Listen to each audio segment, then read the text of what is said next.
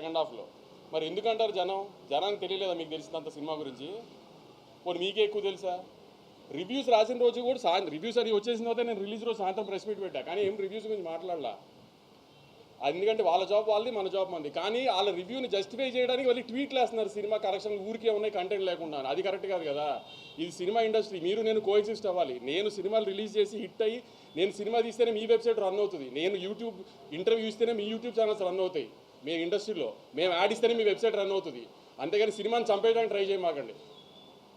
మీ రివ్యూలు మేమే కాదన్న. ఆ రోజు రివ్యూలు వచ్చిన తర్వాత నేను ప్రెస్ మీట్ పెట్టా, కానీ రివ్యూల గురించి ఏం కామెంట్ చేయాల.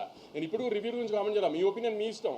కానీ సినిమా ఆడుతున్న తర్వాత కూడా సినిమా ఎందుకు ఆడుతుందని అనాలిసిస్ మీరు ఇవ్వాల్సిన అవసరం లేదు. మీ జడ్జ్మెంట్ జనాలకు అక్కర్లా.